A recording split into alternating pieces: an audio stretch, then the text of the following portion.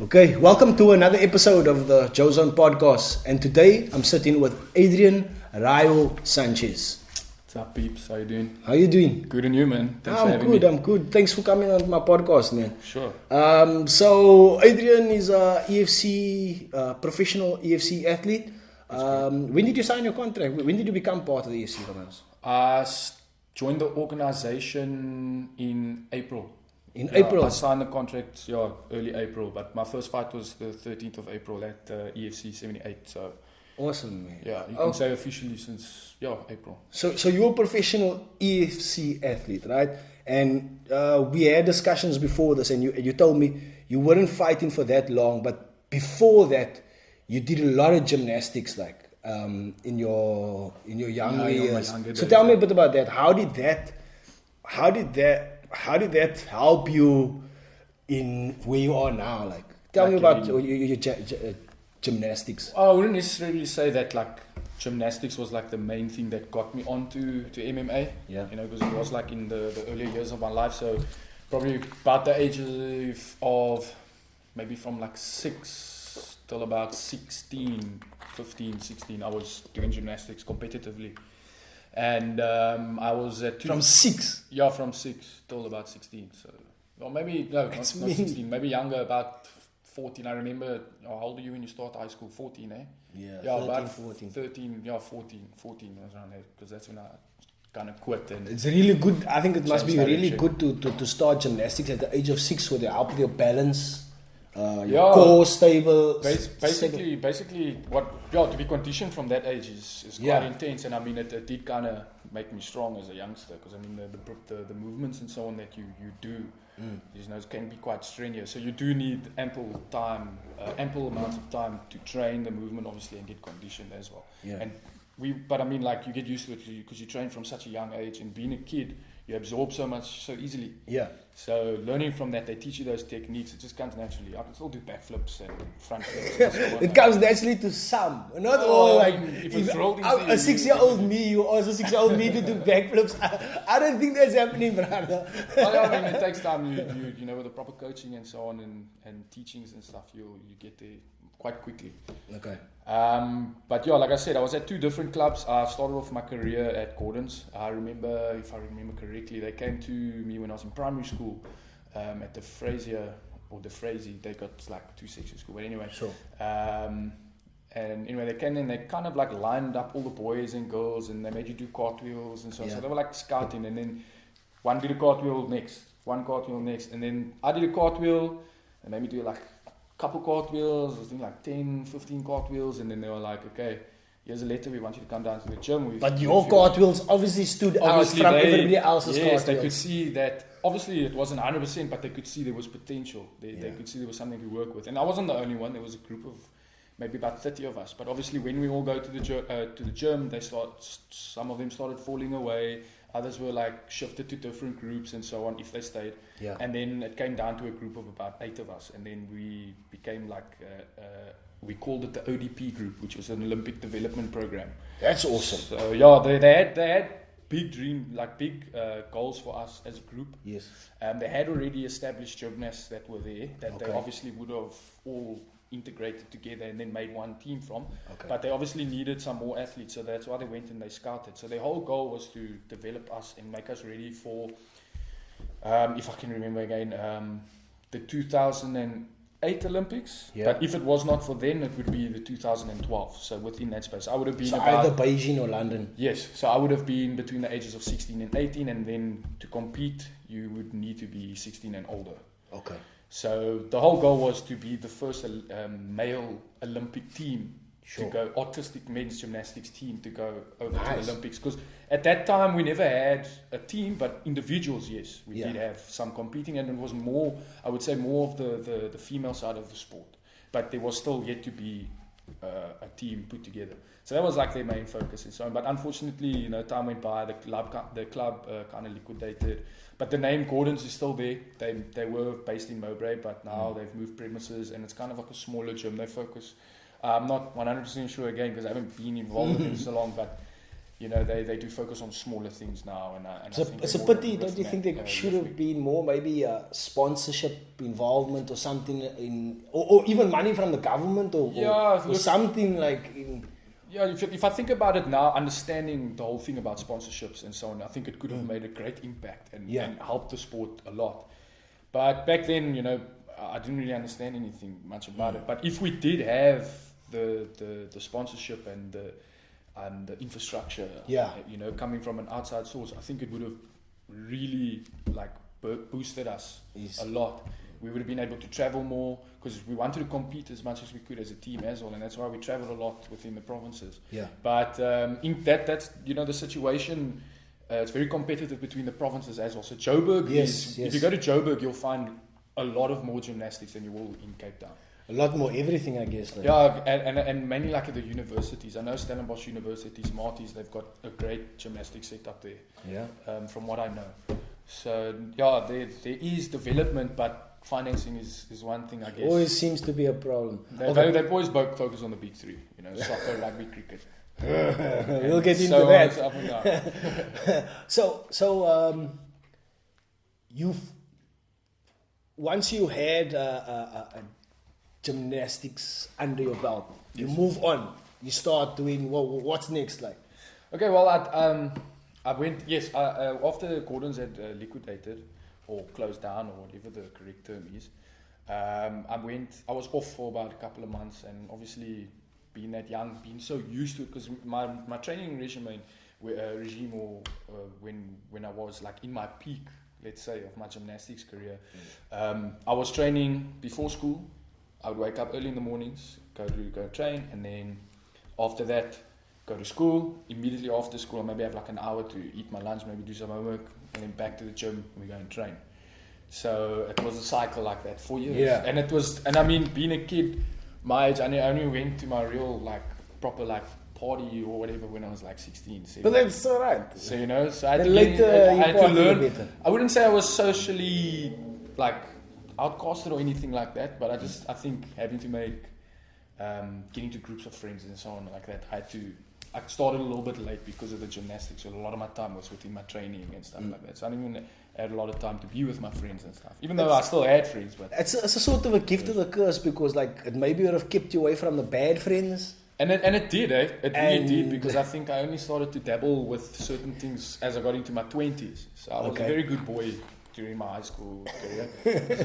I was a good boy, but I was also naughty at times. But let's say misbehaved. I wouldn't say deliberately naughty, doing illegal things, but just I was misbehaved, man, like a kid should be, or a youngster should be. And that's how I was with my gymnastics as well. And one thing I will say I took from gymnastics was that the whole mindset thing. Because athlete's mindset is always we're having to train so much. It's a little bit different from everybody else. Exactly. There's so much that goes into it. I always got told, and this is the one thing, one of the coaches, he was also a brilliant gymnast, Lindsay Adams, he always used to say, it's 80% mental and 20% physical. So 20% physical is just you getting conditioned, doing your techniques, and making sure you're training and you're fit for whatever it is that you must do. The rest of the time is you visualizing what you need to do, ensuring that you're clearing doubt out of your mind, making sure that you focus on your target, and you're visualizing all the time, and you're trying to stay calm when certain things, maybe something happens, or you don't have this, so now you can't do this, and now you start to panic, so now you need to calm yourself down. It's all mental game. So gymnastics is all about that. Controlled. You can't even pull facial expressions when you're doing certain movements on the apparatus. So that must have helped you. That's exactly what you said. Exactly. That must have helped you directly feed into MMA. That mindset, that's one thing I took with me through all my sport, and that's why I feel I'm much more better as an athlete, as an individual, than I am within a team sport, because I got one vision and I go, if you're with me, you're with me. If you're not, then you can watch me, and enjoy the show. And that's why, with gymnastics, we were always drilled. You're the best. You can do it. You're good at what you do. You've got the best coaches. You've got the best club. You're strong. You're champions. You're always winning, and it showed, because we always did win. Seldom that we'd get a gold. Seldom that we'd get a bronze or a silver or fourth place. but we goals, and that's how good we were. So it was kind of drilled into me, and that's why I think sometimes I can be very stubborn when I say this is how it must be, and this is what I want it to be, and then I get frustrated with myself when I don't accomplish it, because you're so set in your way, you want to get that goal. So that's what drives me to. That helps, man. It helps a fighter, but it also can be detriment to a fighter sometimes. Like, say for instance, like another fighter might have capabilities that you might not have. Like, he might be a little bit more strong in some set, but you have this belief in yourself. It's like, I can do it. Exactly. But in real life, it's like, maybe not, bruh. Yeah. So it's good for a fighter, but where that comes in, you must have a solid team around yourself. Yes. So your team will say, like, Rayo, check here, bruh. Exactly. Like, maybe this is too soon. Calm down a little bit. Just try a different path. That's 100%. That's why, you sometimes it can overwhelm you, a situation or thought or doubt even. Yeah. So you tend to also like put the flaps on and tunnel vision. So it's good to have a solid team that knows you and understands your emotions and the way you think and so on. And because then they can identify things you won't be able to see. So it's like you're thinking one way, I can do it, let me go 100% on this guy. But your coach is like, listen, I know you can do this. He is beatable, but right now let's try this path. Yeah. Or maybe let's try this movement instead of that one. And and then that's when you can say, and even with doubt and so on, they can encourage you because they'll know how to identify something that can motivate you. Yeah. And you won't be able to see that when you're in that zone, when you may be feeling off as an athlete, or 100%. even when you. So tell me about your team. We just briefly touched on your team. So just tell me about your team, because as we said, it's fighting is an individual sport, but there's also a team behind you. And we spoke about the mental aspect as an individual, but also the team supports you. So tell me about your team. Who is your team? Who do you fight for? And okay, well, the club that I fight for. How did you start fighting them? Yeah, well, I approached them one day and after watching a movie Creed, and it kind of sparked the idea. I'm a fan of Rocky and so on. But anyway, long story short, I decided to start fighting, and this was the club I approached. Now I know the club from being within the same circle. What is the team? It's Pro Fitness Kickboxing Academy. Where are you based? We in what is it? Okay. Yeah, that's Pro Fitness Kickboxing and Fitness PFC Academy. For those guys that are familiar with it. But there's also a promotion under the name of that PFC. Yeah, but that's a separate entity to the club. That's the promotion that's run by my coach's son, who is my manager coach. Okay. And that's Angelo Adenal. And then my head coach is Neville Adenal. So they're a father-son duo. They've been running the club for a couple of years now, almost 10 years. Along with the promotion, so they're very successful. And then Auntie Alice, Auntie Alice is Uncle Neville's wife, Angelo's mom, and she does a lot of the back office stuff, admin, and that's for the club and for the event, and then as well as for me as a professional fighter, making sure my contracts and so on are all signed. So Neville started you off. He was the first guy to take you on the pads. Yes, I've never had any prior fighting experience except for 1 or 2 karate classes when I was in grade 1, and then my mom pulled me out of that because of the gymnastics. She's like, I don't want you getting hurt because you want to do gymnastics, you want to go to the Olympics. So, you can go to the Olympics for karate as well. But I think that's another story for another day. My mom's quite a vulacha lady, but we'll get to that. But anyway, long story short, Uncle Neville's the one that first taught me everything. When I came there, I didn't know nothing but about a little bit of brawling. That's it. He taught me, he fine-tuned me, and we're still working on it. So when you came there, did he see something special in you? No, not at all. Not at all. He thought I was just another Bob, Dick or Harry coming in here, trying to be a fighter, and then, let's see how far we go. Because obviously, like I said, my coach he's got a story of his own, and he's had his own experiences. So obviously, you'll approach people in a certain way, and I respect that because that's how I am too. And that's why I think me and my coach have such a great understanding, because we can relate to the way we see things in a lot of ways. And that's how what I think is very essential to having a successful team. Yes. When I rocked 100%. Up there, I had to kind of prove myself to him. you know. So my first day, he killed me in fitness. I didn't even get into the gym, and the gyms at that time was a little garage, and that's where I trained my whole amateur career. I think all boxing coaches do that. Yeah, So by the way, you see, and I'm lucky. they all make you do fitness just to see, Exactly, like, if you can handle the fitness aspect of boxing, then you can maybe box. we can teach you something. Yeah, Maybe. exactly. But yeah, so he didn't even let me go into the gym, and so I was like, okay, geez, he made me. I threw up in the drain, you know, over there where everyone does on the first day.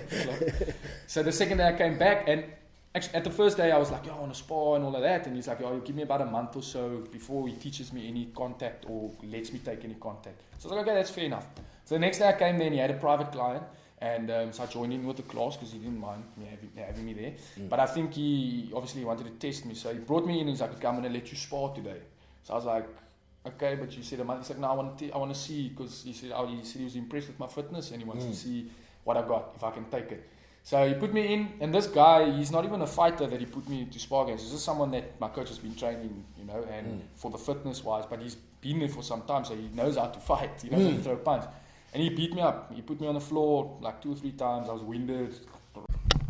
Okay, so we established that MMA is an individual sport, but we also do recognize that it's also a team sport. Like, and I know that you're very close to your team. Like,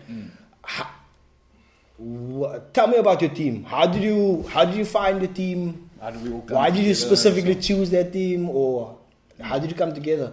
Like what we spoke about just now, like being, like having the individual mindset and so on. Yeah. Now, obviously, it's important to also have the same kind of mindset within your team. Yeah. So it's very important, you know, to have a team where you guys connect and you understand each other, and you know you're able to read each other, and all can all agree on the same thing when moving forward. Yeah. Who's your team? Who do you find? I fight for Pro Fitness. Yeah. That's Pro Fitness Kickboxing and Fitness Academy. Yeah.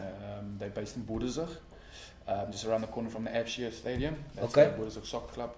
And then, my head coach is Angelo Adnall, and my manager / coach is Angelo Adnall, which is Neville's son, and then Auntie Alice, who is like the back office admin lady, who makes sure I get my contract signed and so on, and make sure, like, you know, whatever sponsorships and stuff are all sorted, banners and so on. So she does a lot of that. So yeah, they basically run the club, PFC, basically called PFC.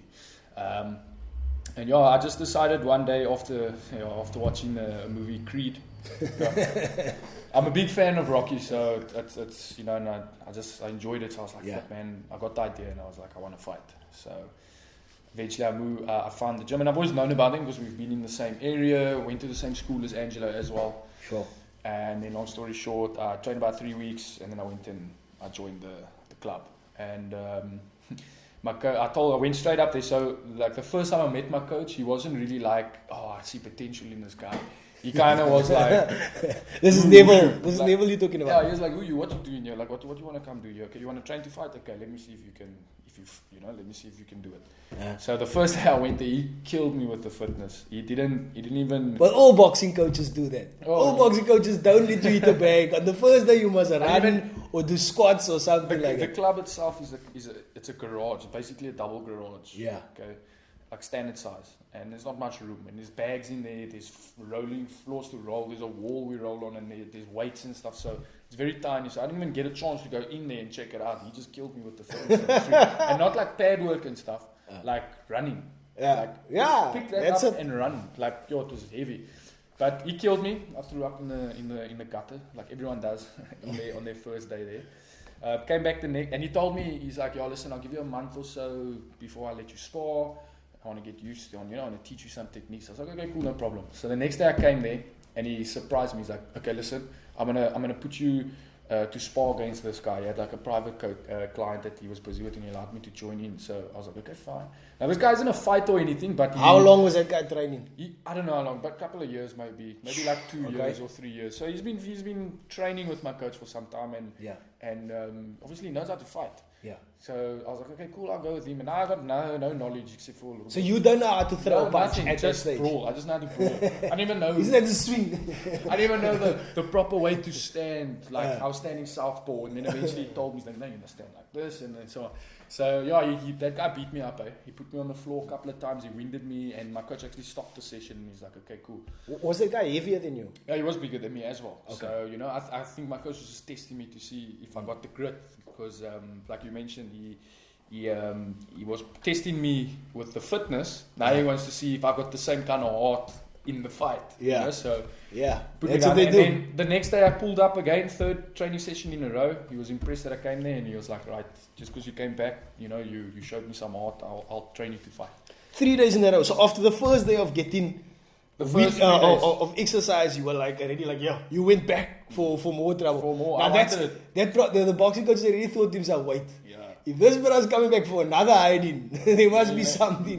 There must be something. So the third day you go back. I go back. He tells me, "Look, I'll train you to fight." So 6 months, I didn't know anything about fighting. He trained me in 6 months. I had my first amateur fight, and I knocked the guy out in the first round. Well, knocked him out, then got choked within the first minute of the first round. So after that, I knew, this is what I want. After 6 months of fighting, you But the important, 6 months, and that's the quickest my coach has ever trained anybody in his club. And they're a small club, obviously, but it's still very quick for any fighter, actually. But anyway, like the one thing I take from it is, like, me and my coach, we created a mutual understanding, like, on a mental aspect. Like, he could see that I'm a determined and passionate guy that really wants to get involved in the sport and wants to do his thing. And and he obviously, I connected with his mindset and understood what he wanted out of it as well. So we got together, and then obviously his son just automatically falls into, because I know him from school days and so on. So our relationship is good, and so like, we never ever make decisions on our own. That's awesome. We always do it as a team together. So that's one thing. You guys need to connect mentally. You need to understand each other in that aspect before you take any decision to move forward. Or, like, for example, if a fight comes in, we all sit down, we give our opinions about it, how we all feel about it. If one of us maybe feels uncomfortable, then we maybe take a different approach. Yes. If we all agree, then 100% we go forward with it. That's very important to have as a, like, in an MMA team. It's like, have that understanding. You not being too big-headed, or your coach not being too trying to chase the money or whatever. It's good to have that balance, like, and it's dope to hear that you guys sit down and, like, all sit together and, like, okay, what is the best way forward here? And look, that's one thing. That if you look at it at a strategic and strategic point of view, or when you guys all discussing the next step to take, that you can look at it in that aspect. But another aspect is, as a fighter, sometimes you can get sucked into or overwhelmed with a certain feeling. Maybe you had a massive win, and now you're on this high. You had a massive win. Yeah, exactly. And that's why I'm grateful to have my team, because they'll tell me, "Hey, listen, calm down now. You're getting a bit big-headed. It's only one fight. Just calm down. There's a lot more that's coming." You see, so they can pull you down a bit when you need to be grounded, and they can also lift you up when you're feeling down. So to have that proper mental understanding, and that they need to be able to read your emotions and your actions and so on. And that's what I think makes a good team, because when you're in the fight, you're not really talking. It's all body language and understanding. So my coach needs to know when I'm hurt. My coach needs to know when I'm doing well, because then that's when he'll know to tell me move forward, or he'll tell me, okay, back it up, or whatever. So you have to have that chemistry. Yeah. And if it's not there, it's a lot of good teams. You can have a great fight and a great coach, but if there's not that aspect or that chemistry, you can only go so far. Yeah, I 100% agree with you in that. Yeah, shout out to Uncle Neville and Angelo and Auntie Alice. I wouldn't be here without them. So awesome, I'm man. grateful. Awesome. Okay, so you made your debut fight in April. What is that? The 14th of April. 13th of April. 13th of April. I was there, but I missed your fight. But I managed to catch it on the Facebook.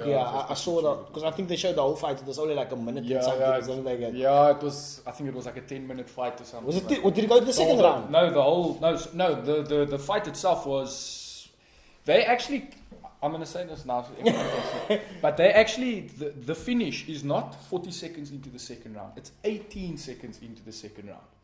That's the actual time. But on all the websites and all the stats or whatever result page, they say 40 seconds within the first minute of the second round. Okay, so but if you watch the video, it says 4 minutes 42 seconds, and that's when that thing disappeared and the ref called the fight. And I still ran to the cage and I jumped on. It says 4 minutes 42.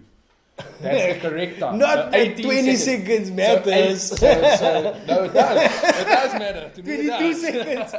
To me, it does.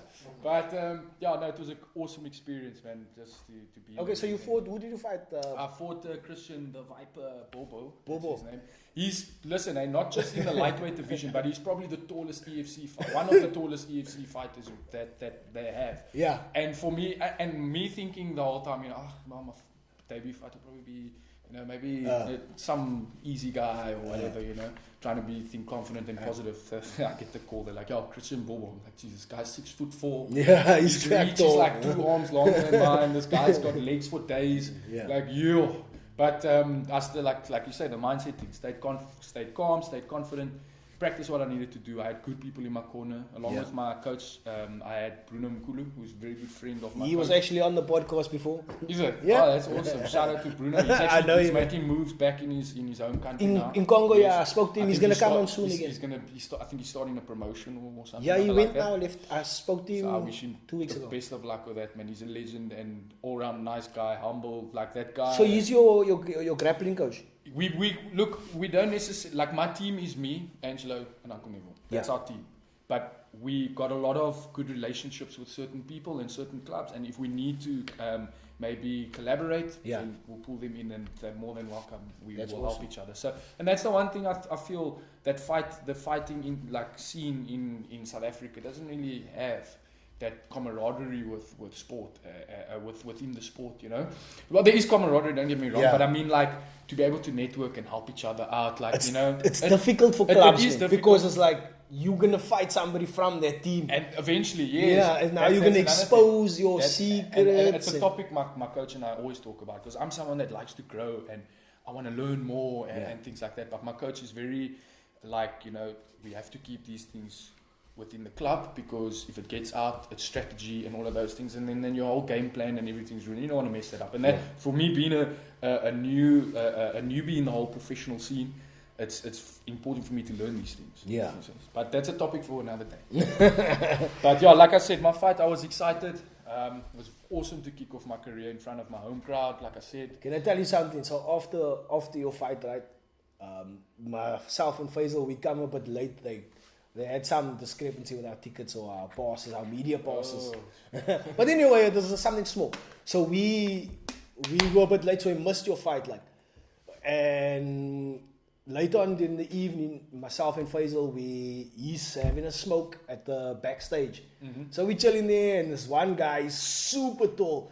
He's shouting, he's like, no, it's unfair, man. I'm like, I look at him and I'm like, what's that unfair? was Bobo, eh? I'm like, what's unfair, bruh? What's so unfair? Like, and he's like, nah, this he says EFC is racist. I don't know, this is a problem, this is a problem, this is a problem. He's giving all of the problems, like, everything is a problem. His pay is a problem. Everything was a problem except for him. And myself, I'm just like thinking to myself, bruh, everybody's a problem but you. But my cameraman Faisal, like, sort of like, he plays like the devil's advocate.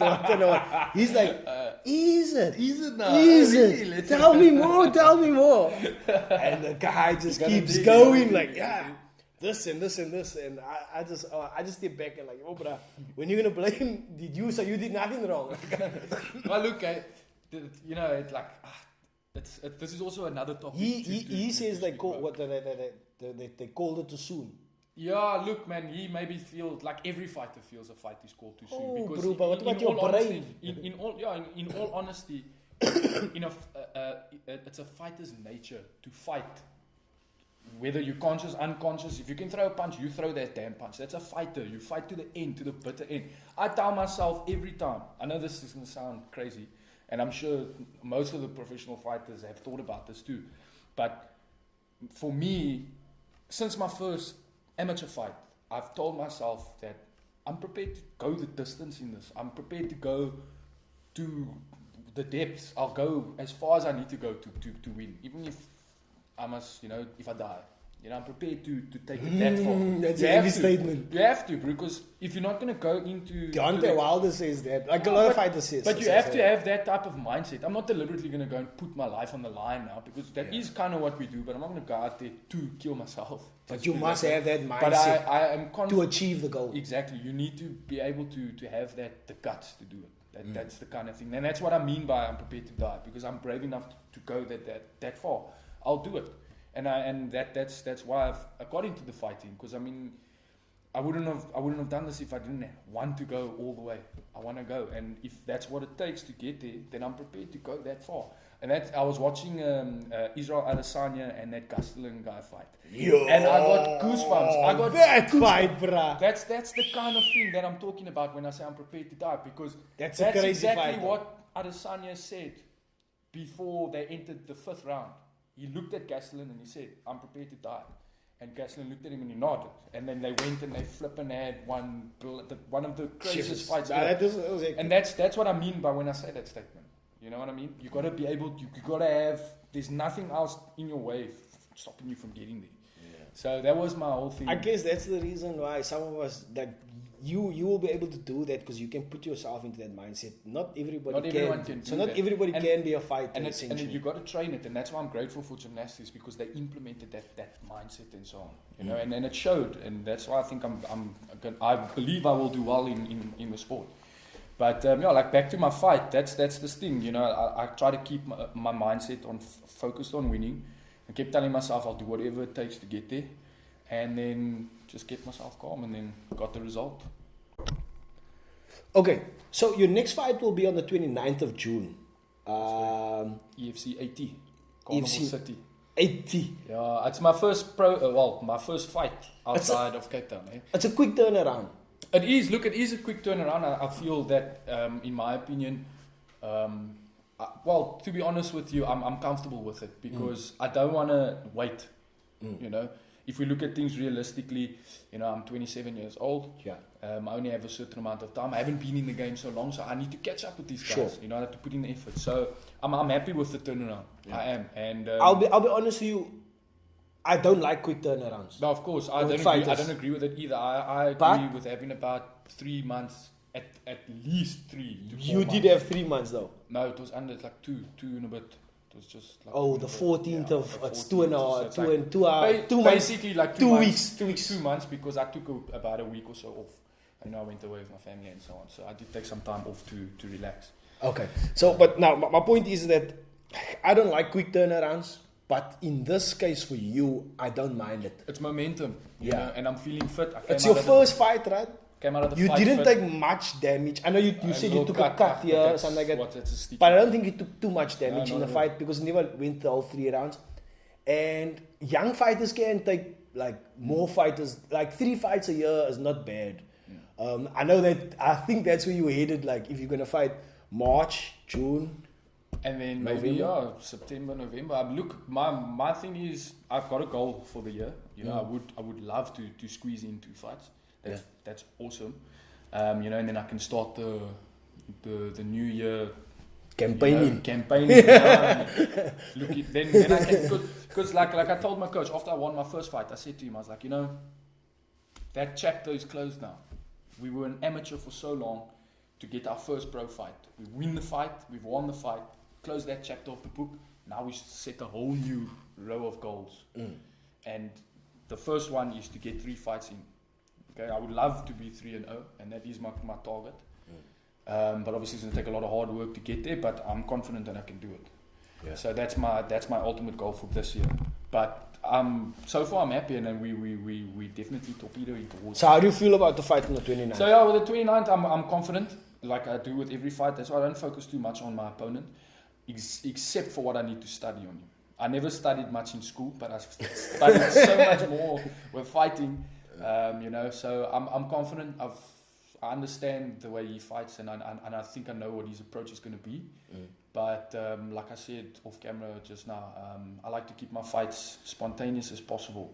So try not to force anything. So having a general game plan and approach, we will train all aspects, so that when you enter the game, you can anticipate certain things.